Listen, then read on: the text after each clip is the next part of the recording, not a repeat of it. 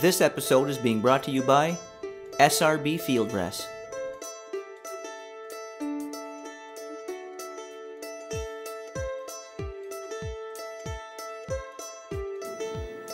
Hey guys, Chad Tyrone here with Vantage Point Outdoors, and in this video I wanted to just discuss a little bit about soil test and whether or not you need them for your food plots.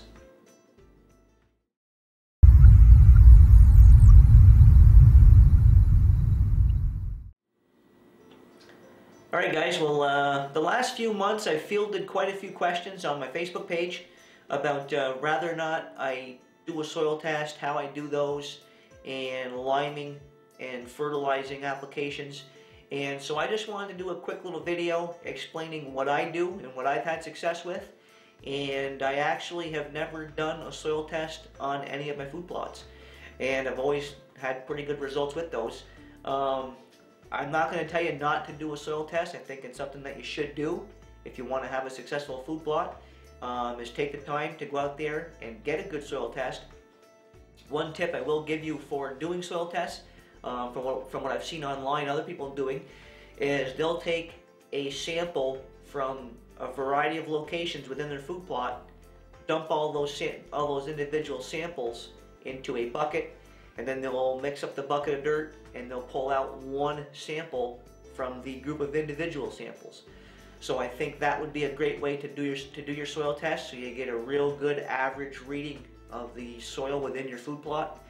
Myself personally, like I said, I've actually never done a soil test, and I've had pretty good results.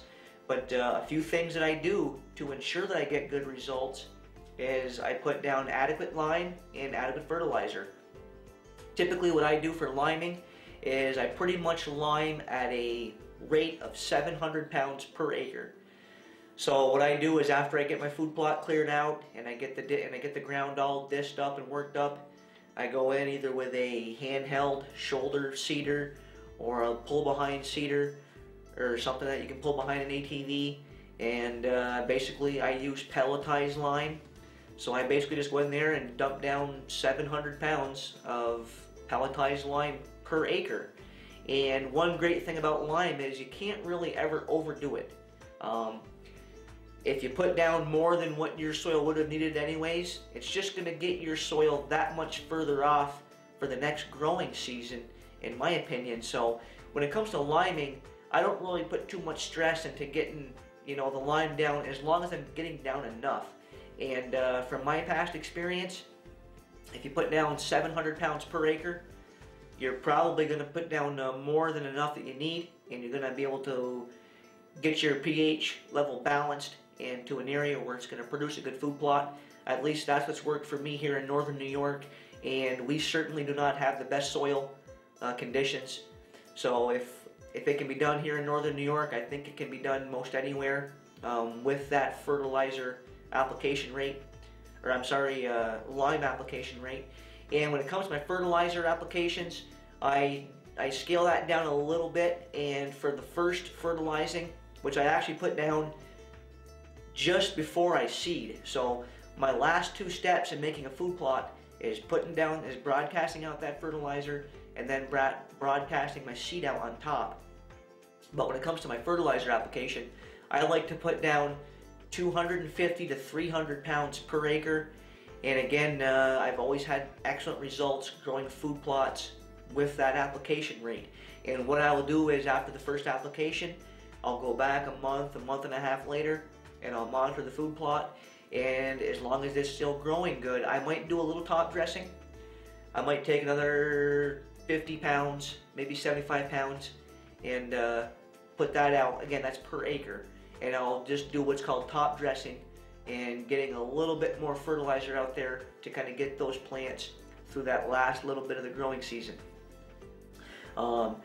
If I notice that my food plots are getting purplish, or if they look like they're turning yellowish, that's a pretty typical sign that the plants are hungry and need more food. I'll certainly do my top dressing before that, but I'll usually top dress about a month and a half after the first application. And that's what's always worked for me here in northern New York. That's what I plan on doing again this spring. I'm actually not planning on doing the soil test. I'm just going to put down some more lime and some more fertilizer at those rates, and I'm pretty confident that my food plots will grow. But again, I just want to take this little time to discuss that with you and just let you know what works for me. That's what's worked for me here in Northern New York the past several years, and it's what I'm going to continue to do. Again, if you want to do a soil test, I certainly can't not recommend it. I think it's a great stat, but I do think you can be successful growing a food plot without doing one, as long as you put down a little bit more attention and are willing to put down a little bit more fertilizer and lime, which again is only going to get your soil that much further ahead for the next growing season. So I hope you can find that tip useful, and I hope that'll work for you. And again, I want to thank you for watching this video. I'll see you next time, right here from the VPO studio.